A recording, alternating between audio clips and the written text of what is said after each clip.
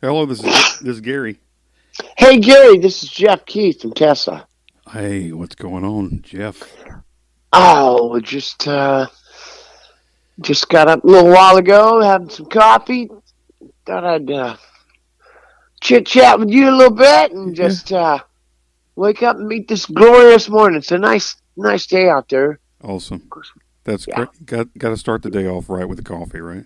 Yeah, yeah. Sometimes I do, sometimes I don't, but I like it. Hey, that's good. Yeah, yeah. It kind of wakes the mind up a little. Yeah, I understand. Sometimes it needs like a crank up in the morning, to get it going. Uh, Yeah, yeah, but I'm not one of them guys that a lot of people can be like, "Oh, I gotta have that special Starbucks or this or that."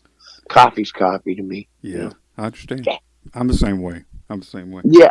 Is that right? Yeah. Oh 'Cause yeah, some people they get pretty religious about it. yeah. It's just coffee. That's all. Yeah, yeah. But anyway, yeah, we're gonna talk about coffee today. That's all we're gonna talk about. Forget the new. No, is Oh, that right? Oh, that'll be a just short just conversation. just just kidding. Uh, we're going to talk about. Somebody told me that there's new Tesla music out. I don't know. There's a new song coming out. Is it That's next week? Right? Yeah, I believe August 6th. I could have things mixed up. I'm just the guy that hand the mic to, but yeah. Time to Rock. It's a new single coming out, and I think it is August 6th from the last I heard. And we've been playing it live since June 11th when we played our hometown show here in Sacramento.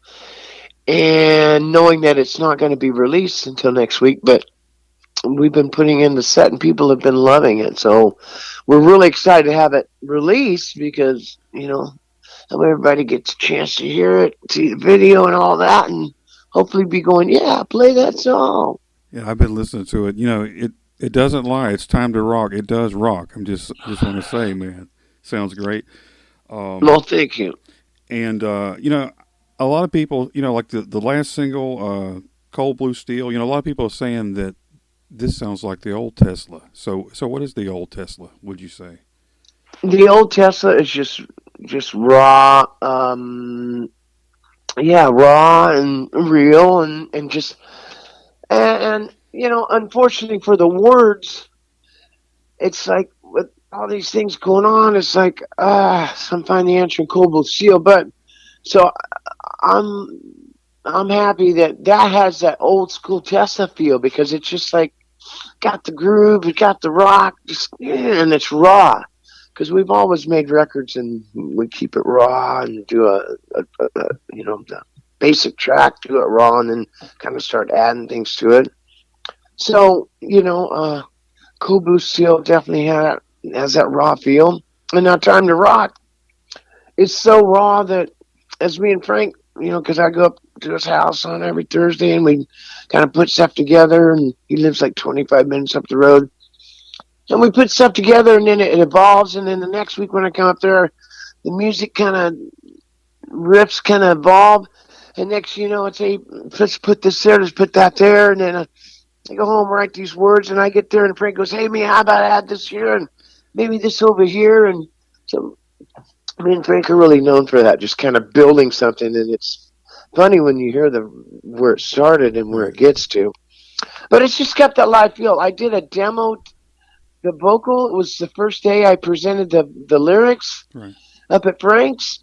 And next, I plan on singing it, like next week or whatever. And Frank goes, I think that's good. So it's so raw Yeah. that that's the demo vocals and all the stuff kind of Frank's doing. He's just kind of laying down basically demo ideas. So it's like a glorified demo, but it's going to be the single. And it's great. And when people hear it, they go, that kind of it has that live feel. Yeah. It does. I mean, Yeah. it really does. And which you're known for being an awesome live band. I've been listening to some of your live performances, like on YouTube, and I'm like, man, so how do you hold up after all these years with your voice and everything? I mean, how does that go? Ooh, I don't know. I'm just a guy, like I said, they hand a microphone to. But you know what? I don't try to think about it, or actually, I definitely don't try to think about it, and just go. And there's days where, hey, man, I catch a cold just like anybody else. get under the weather, a little bit, like just like anybody else. But my instrument's built in. Right. But I just don't think about it, Gary. I'm supposed to do all, a lot of these exercises and stuff, but you know, I just be myself. And when I'm up on stage, I'm just being myself, and carry on the way I have been all day. I can tell if I'm not feeling that well by, mm, it's feeling like it's taking some effort just to be me during the day. Yeah. Now, this is not the right way to do it, but this is how it works for me. And I get up on stage and just sing from the heart. The guys are playing from the heart. We're having fun, Right. and then it never fails. The crowd has fun, and then we're all having fun together. That's That's the what's up. best way I could describe it. Yeah. That's us a show live, and it's just everything's from the heart, from us to the fans to full circle, and it's all from the heart, and we're all having fun. And this recording, is this the first time that you've self-produced music, right? On this. Oh, well, geez, I don't know about that. No, we did Into the Now all ourselves. Hmm. Um, and uh, I don't know the whole term of how a producer and all that works, Gary. On like, you know, it. I really don't know the answer to that. All I know is, yes, Frank produced it. He's getting the stamp because he worked hard at working things, and he works hard at it. And so I think it's going to be saying produced by Frank Hannon, which he did. And but we just take ideas and just float them around and work it around, and then the producing part, I guess, comes in where it's knowing where to mix this in, that out. Boo, boo. There's a Right. lot of stuff to it. It's too important for me to ever try, But Do you ever try? well, here's the thing. I think is may have like a little bit produced stuff because we take things and go, hey, how about this chord goes there, and how about just you know, and that's what a producer does. Right. And so they kind of bring the best out of you. So when we're writing a song, and we bring the best out of each other, and hey, let's go there, and oh, let's go there, and you go full circle, and you go, ah, oh, I didn't like that, I like that, and you're back to you know to starting gate one Yeah. or something. But it's always good to try things. So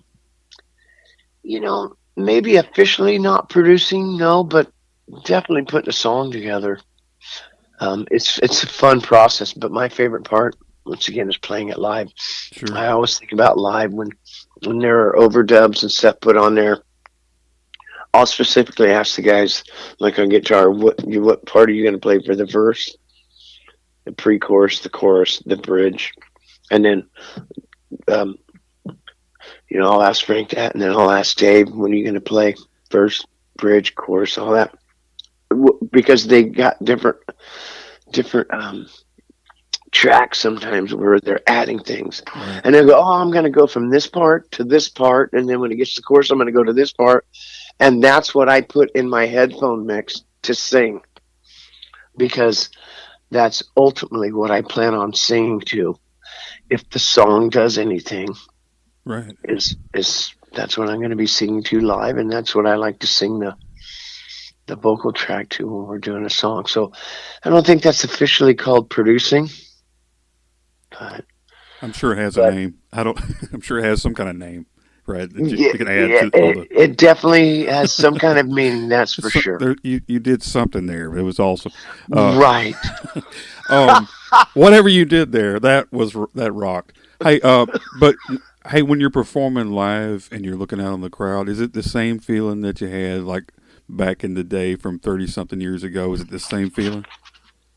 You know what it is, Gary? We play songs that are all the way back from 1986. What was the end of 1986? We come out with our first record, and the people love it, and we're having fun, and we're very fortunate to have written songs that are fun to play every night.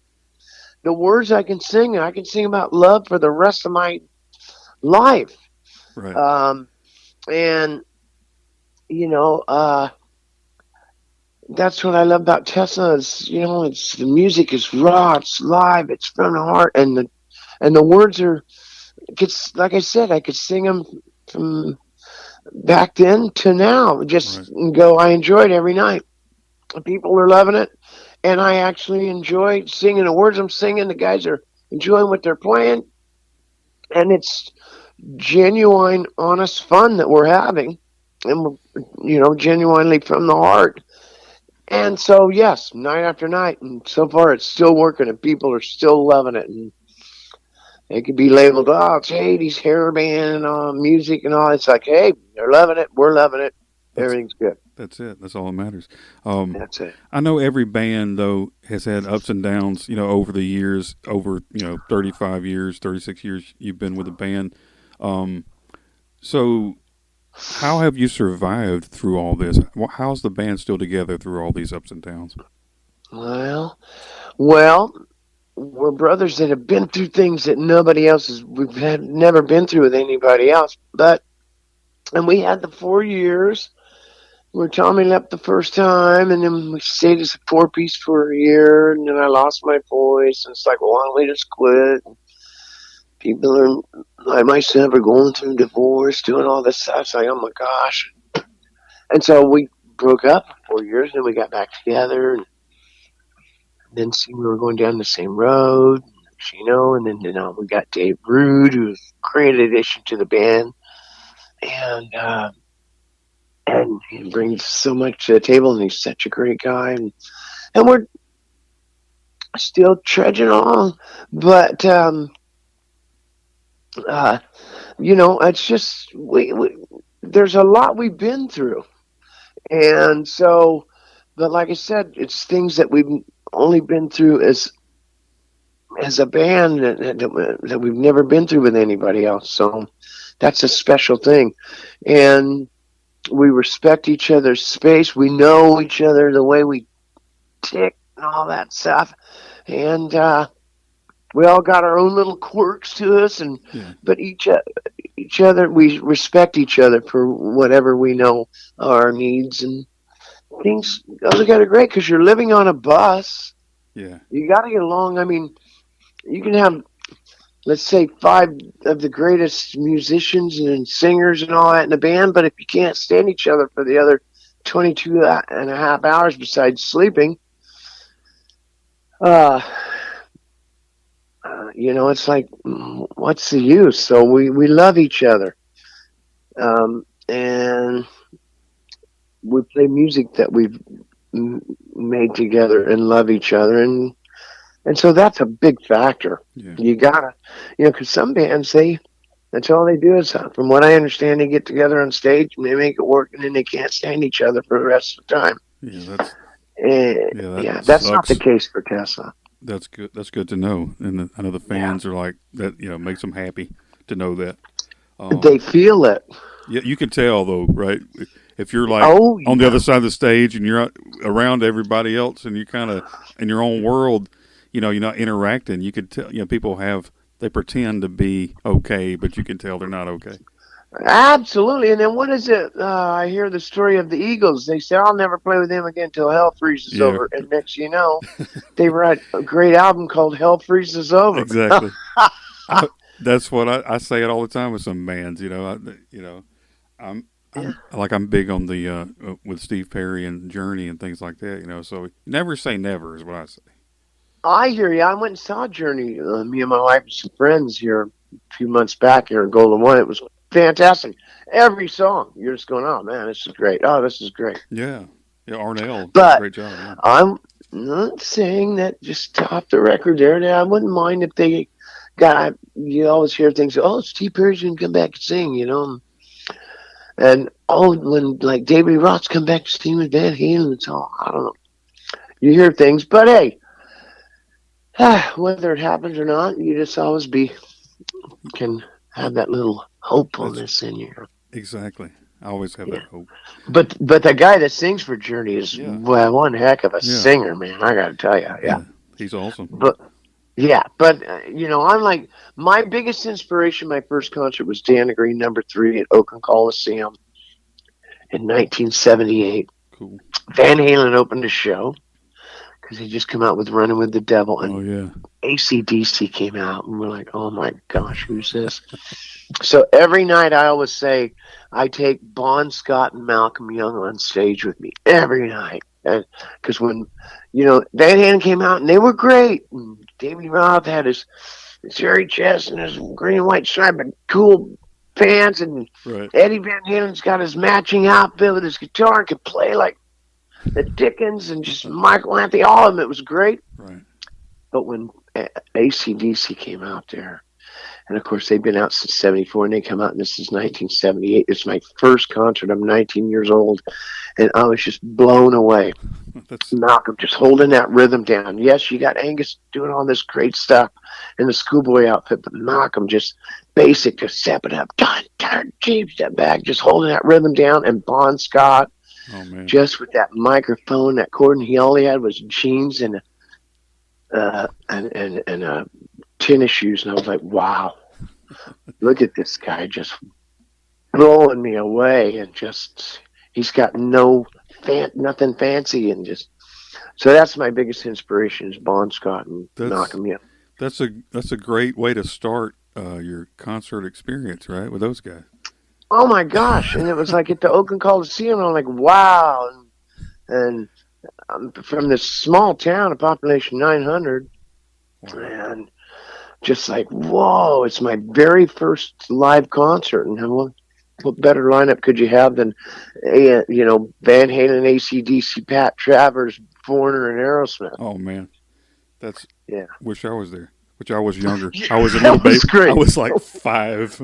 But anyway, I wish, I wish you was there too, Gary. We you had could a have held me in blast. my yeah. It- Yeah, and then we come home and go to the record store oh that's man. across the canyon from where I live, and got like at least two 8-track tapes of AC/DC, and just come to major fans, Yeah. and that's why it's like one of my very, if not my biggest inspiration was that lineup. Man, Yep. so cool. I was thinking about this the other day about the record stores and the just the excitement of all the music, how it was promoted, and going out and buying records. It just it kind of lost it over the years. I think the kids don't understand that feeling. Of seeing these bands and getting the music Hmm. and hearing Casey Kasem or somebody. I'm just Yeah. saying. Yeah. I think they miss all that stuff.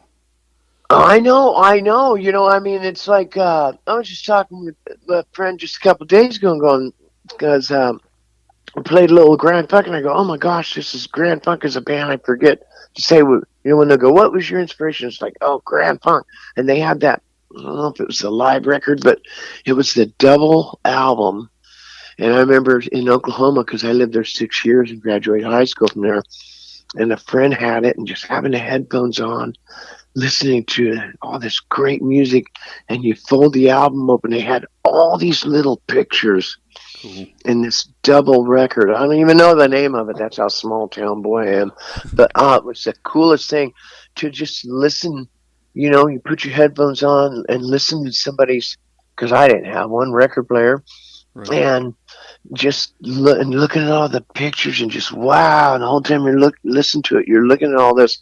I love that kind of stuff. But Yeah, me I too. know they and even we put stuff on a record because people, it's coming back. The records, uh, the vinyl. But I'm talking about back when it was just like that was it, Yeah. man. It was Yeah. that was great. I love that stuff. Awesome.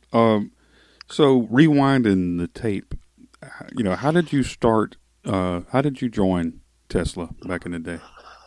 All right. Well, I live in a small town, Georgetown, California, Northern California, driving a truck, septic tank business. We were number one, the number two business. And so, but we hauled our own aggregate. So we poured our own tanks, pulled them, let them cure, and then hauled them. And if you set them right, and there's nothing involved except for concrete and mortar. And then me and my brother and a couple of friends started this little living room band because we didn't have a garage where I lived on Main Street there in Georgetown. And next, I joined this contest down at the Rock Factory in Sacramento, where I sang, "Your love is driving me crazy," Uh and huh. all you had was a Walkman Cool. and the DJ Bob Keller, and you're singing into a live mic while the band was taking a break. Well, I won $200. I won the contest, won Wow. $200. So I go back to Georgetown, friends would be like, Beverly Hillbillies, Jeff, place you ought to be in down in Sacramento and get the band. I'm like, no, I couldn't do that. And then these two girls that used to live in Georgetown, now I knew Frank Hannon and Brian Wheat. But City Kid knew their singer was quitting at night on a Wednesday night. Said, come on down, we'll get you to sit in with them. I sit in with them. I know nothing about monitors and microphones and all that. Holding it 2 feet away from me. It's squealing all over the place. I know Brian had told Frank I couldn't tell if this guy's got a voice or not. He doesn't know nothing about monitors and microphones and stuff. And Frank goes, I know he doesn't, but he came over to share the mic with me, and I heard his voice in my ear. He's our guy. Oh, wow. So next thing I'm in City Kid, and we're going down to LA showcase and come back to Sacramento and regrouping and going back to the chalkboard, whatever it was. And next, we get signed. We change our name to Tessa and put out a record, and it does good. And then we put out, second record, Love Songs top 10 single. It's like great. Then we accidentally do the 5-man acoustical jam. So I always tell people, and I'll tell you the same thing, Gary. It's like I've seen that little movie of Finding Nemo where the turtles go, catch the drift, dude. And I caught the drift, You dude. caught And it. that was it because that's it. I caught the drift, dude. That's it. Remember that, Yeah. kids. Catch the drift. Catch the drift, dude. Catch. And I accidentally caught it. Well, I'm glad it worked out. I guess it did work out for you, right? Uh, It worked out great. so, It's like the 5-man acoustical jam. oh We never yeah, planned that. We were that was having awesome. fun doing it. We were on tour with Motley Crue, had 2 nights off in a row. Next, the guys go, hey, it sounded good. Let's bring down a 24-track mobile truck and some cameras. And we had that in the can for 3-4 months. And me and Frank and Tommy went and played at a radio station up in Boston. And next, phones are actual phones are ringing off the hook. And Yeah, the real fun. Gavin goes, we got a whole night of this. And we kept it completely live. And we appreciated that, and the fans appreciate it. And it's our biggest selling record to date, is 5-man acoustical jam. And it was just like an accident. And next, all this Unplugged comes out, and we even did Unplugged with MTV. But Right. so it's all sort of like accidental, and that's some of our very best stuff is accidental. Well, did y'all start the whole unplugged thing? Because I remember the 5-man acoustical jam, and then next thing I know was like MTV had the unplugged. So did y'all start that? Really? Well, people say that, and the very first one MTV wanted us to do, and we couldn't do it for whatever reason. And we come out with this 5-man acoustical jam, and so then we end up officially doing one in New York City at MTV. And so we didn't start it, but a lot of people label us as starting it. And Brian Wheat is good friends with Jimmy Page, and I remember saying to Brian Wheat, I go, well, Led Zeppelin used to do that. They used to do some acoustic songs in their set. They used to do this now. And Brian Wheat says, yes, Jeff. But Jimmy Page says, you did a whole night of it. And that's Wow. so, but that's not saying we started anything. Yeah, Trying to make no claim to fame and all that. But I think so. But we just accidentally did it, and it worked. Like I said, it sold 2 million records. So, and the fans appreciated the rawness of it. And we yeah, definitely did. so it was so good. I remember I had a cassette tape of it and wore it out, and I got a CD of it. But I wore that thing out, man. That was so good. It was Well, fantastic. It it was a was lot of fun. a lot of ad libs and a lot of cool guitar, and your voice was just great, man. I could still listen to that and just enjoy it and appreciate stuff I like know it's that. great. Somebody threw a leather glove up on it when I watched it 15 years ago. Oh wow. And no, they're like, people ask me to say, what'd you throw the glove on for? I go, because I just looked down and saw a leather glove, and I'm thinking, well, somebody's missing a leather glove. They threw it up on stage, and I threw it on, and then they're going, are you doing it for Michael Jackson? I'm like, no, because I obviously, when I sing, I don't realize it, and I'm holding the mic, and I'll sit there and do my hand in and out, and I don't realize what I'm doing because I'm just feeling it. Yeah. And so when people go to Michael Jackson, he's like, no, why'd you wear the glove? Somebody threw it on stage. I just grabbed it. But that was the beauty of it. It was just from start to finish. It was completely just live. Right. Yeah. I Yeah. love it. I love it. So did Same here. you? Here's a big question. Did you know who Tesla was when you joined the band? Oh my gosh. Well, they were named City Kid with two D's. And Nikola Tesla, absolutely not. And we were in up in Bearsville making the first record. We were trying to come up with names. Our management, Q Prime, Cliff Bernstein, Peter Mensch, and Tom Zutaut, who signed us to Geffen Records, and they go, listen, actually, Q Prime was up there, and they came up and they go, listen, guys, you're about halfway done with the record. We need to start artwork. We've given you a chance to come up with names. You guys aren't coming up with nothing that you feel good about. And so they sat down and told us everything about the man.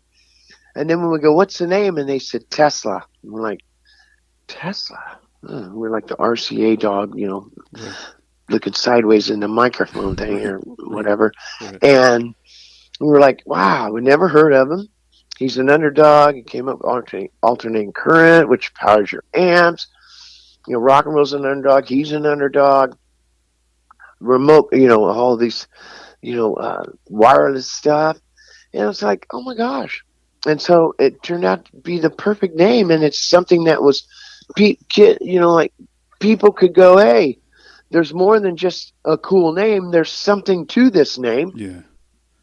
And so, they started printing stuff up for Tesla, and we called our first record Mechanical Resonance, which was a theory of his how he could split the world like an apple if he put certain shock waves in certain places. Second one, the Great Radio Controversy. In our Right. history books, what I read was Marconi's the father of radio, but the Supreme Court ruled 6 months after he died in like 1943 that Nikola Tesla was actually the father of radio because they found out that the one time he wrote everything down on a piece of paper because he used to keep in his head. He wrote down a piece of paper. Marconi took it down to the patent office. Wow. Therefore, is why it's in the history books that Marconi's the father of radio, but actually Nikola Tesla is. And so it was just, I had so many just great true facts, not just theories, but true facts.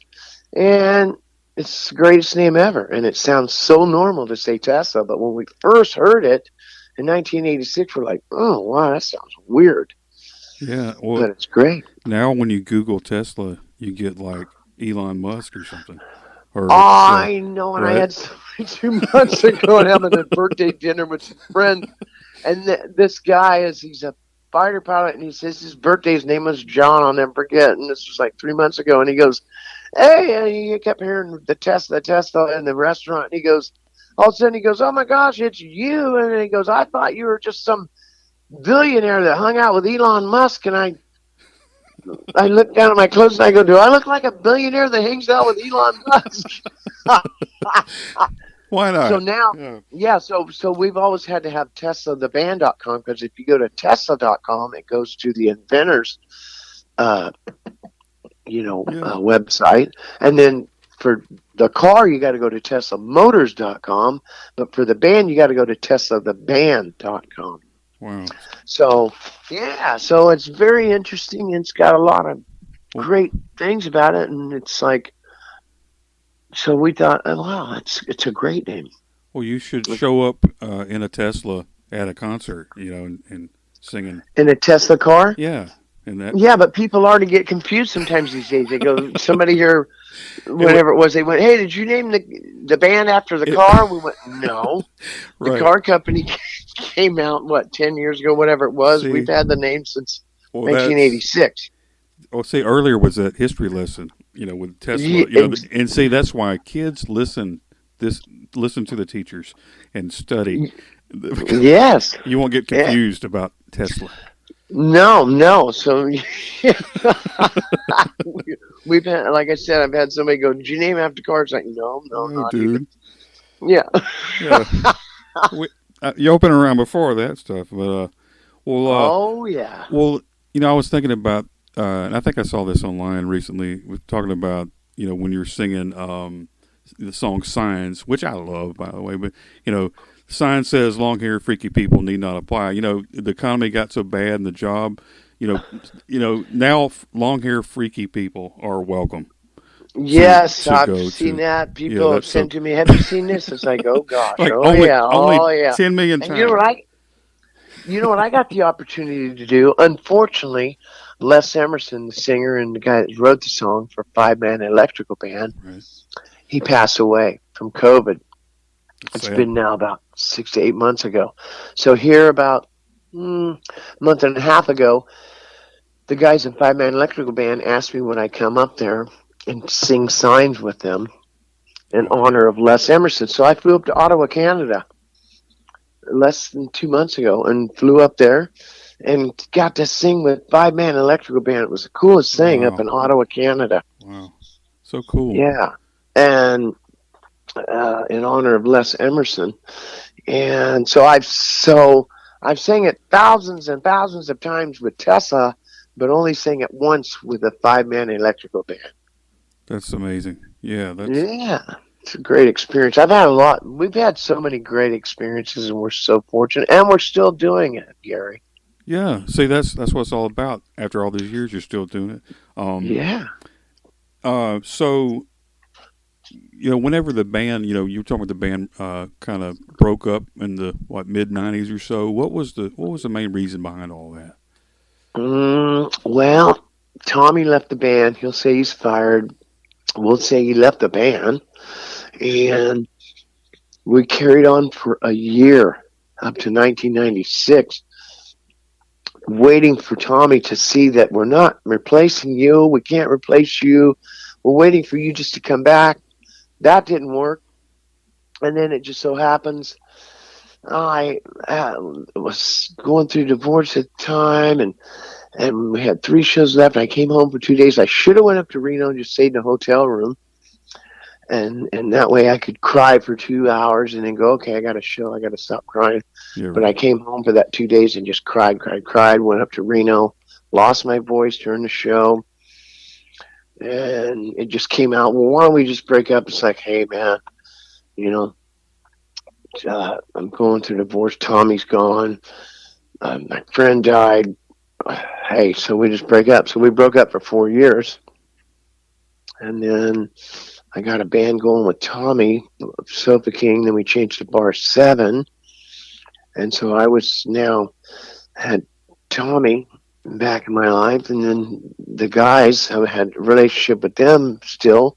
And next, in 2000, we put something together at Arco Arena, and people flew from all around the country, the world, whatever it was, and sold the place out. We did that show. Then we committed to 3 more in Central and Northern California. And next, we did a leg of a tour, and this kind of just kept progressing. And then in 2004, we made Into the Now. And then we saw we're going down the same destructive path. So we went clean sober to help Tommy. And it didn't work for Tommy, and we've been clean sober ever since.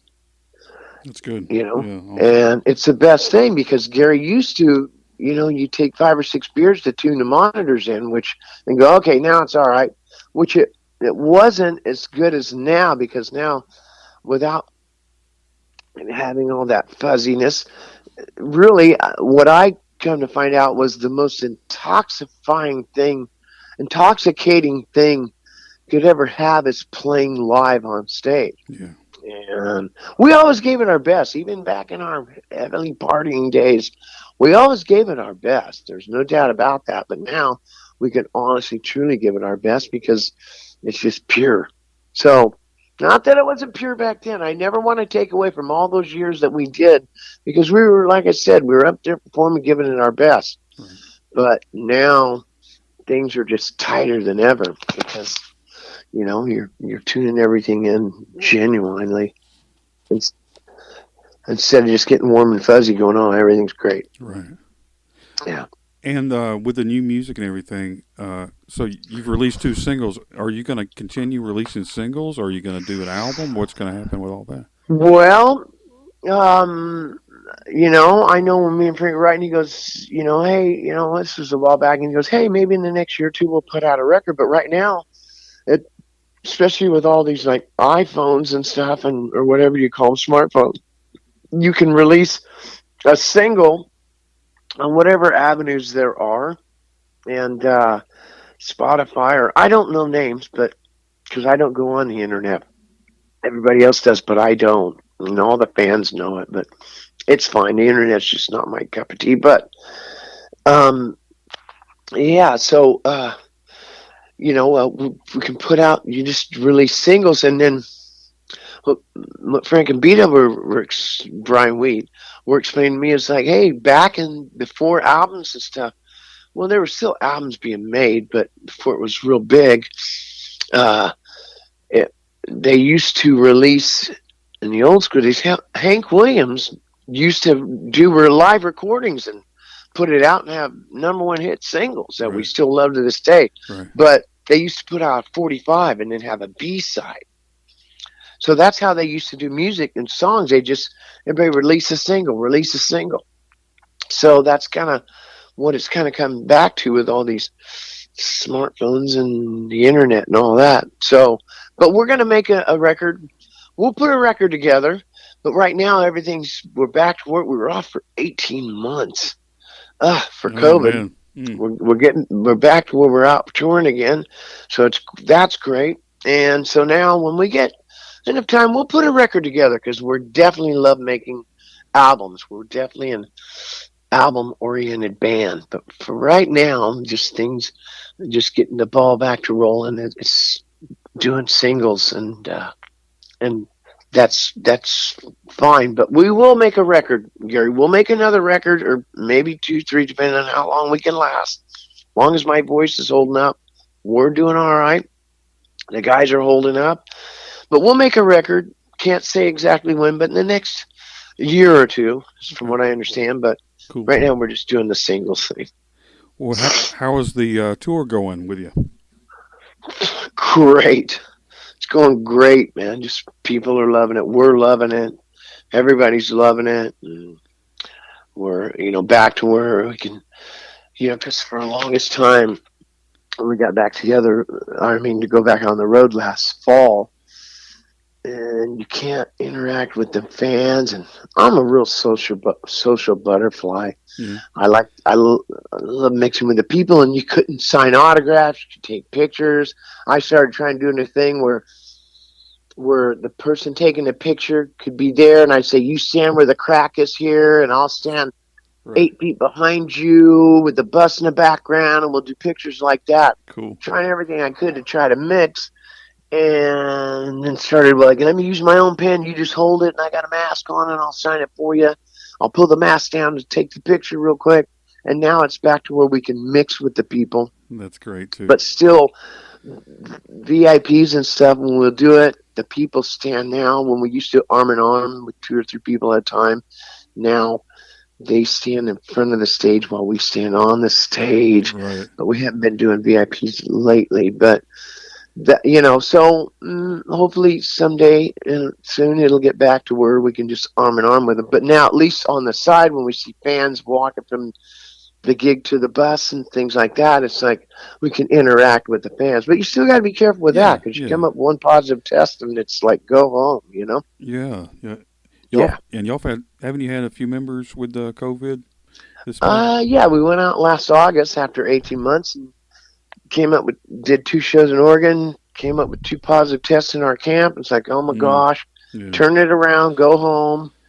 And then Brian Wheat, who manages the band, he started calling all these, like Charlie Brusco from Styx, bands like that. How are you making it work? They gave the layout, and the band wears masks, be vaccinated. The crew's vaccinated, wears masks.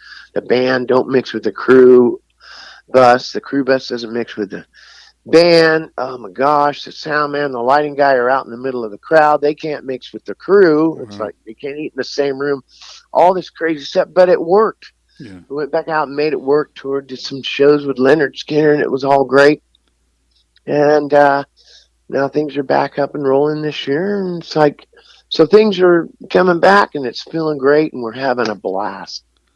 Oh, I'm glad, and I'm excited for the new music. And I've been a fan of yours. I know it sounds like a lie. I've been a fan of yours for all these. Really, dude, I've been a fan of yours since I was like when I first heard Love Song, and I was blown away. And I appreciate you talking to me today, and I well, thank you so much for hanging out with me. well, thank you, Gary. Appreciate that too. You know, you mentioned Casey Kasem earlier, and it was great when Love Song came out. We're all watching TV, and Casey Kasem goes, "This week, coming in at number 7 is a band of nobody's out of nowhere. That's It's Tesla with Love Song."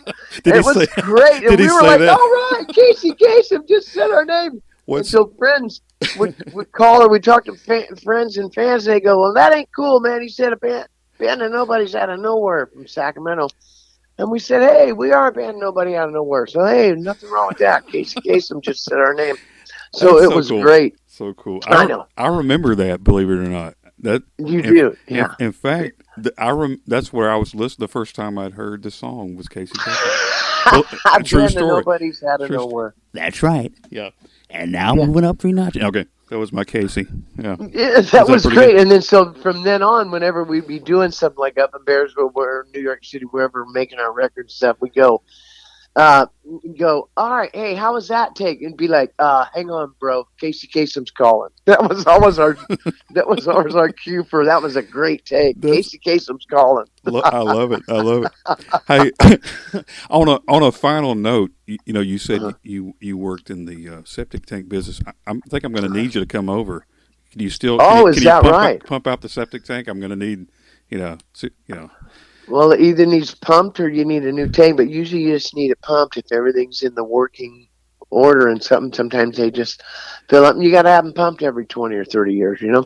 Don't throw cigarette butts down their coffee grounds and throw some yeast down in your toilet every 6 months. hey, but really, hey, believe it or not, there's this issue though. Seriously, there's like this connector that goes into the to the septic tank. What is that called? I know it's nothing to do with music, but I'm thinking there's like a little connector that you goes from the pipe to the septic tank, like a baffle or You something. put some yeast in there, and what happens is on the solid side, the bigger part of the tank, the solids go up towards the top, and these little bacteria eat at it Right. and eat at it. And if you throw cigarette butts and coffee grounds, it kills the bacteria. But if you pour yeast down there every 6 months, it keeps the bacteria growing and it eats at the solids, and then it goes into the the water side, which goes out to the D boxes and goes to your leach line. So Wow. every 6 months, I forget how much you're supposed to put down there. Put some yeast down there, it keeps the bacteria growing. See what? Where else can you get advice like that? I'm just. I'm going to post this, and it's going to. People are going to find out. You're going to learn about Tesla and about putting yeast in the septic That's tank. right. In Georgetown Precast, they're still going. Oh Number wow. one in the number 2 business. You ever show up and go, "Hey, I'm back"? Well, when I joined City Kid, I wasn't making enough money, and I had to go back and drive the truck for a while. And then finally, we got busy enough to where, I didn't have to drive the truck, and I kept my license for a couple of years. But then you had to keep going, doing all these tests. And I go, why do I need to keep my Class A license? It's like, I think we're doing well enough now. So I went back to it for a little while. But yeah, it's a small world, man. That's well. Hopefully, you'll never have to go. Not there's anything wrong with that, but you'll never have to go. Oh, I I'm know, just saying. Gary. I hear you, buddy. I hope you keep this job. And I'm sure you Thanks. will, and I'm looking forward to more stuff, more music, maybe a new album in the next year or so. Thanks so much, Oh, man. we'll get it to you. We'll get it to you, Gary. Well, I appreciate you, man. It's been an All honor right. to talk to you. Thanks, Gary. You too. I appreciate you talking to you too, buddy. Well, take care, man. All right. Thanks, Gary. All right, bye. Okay, bye.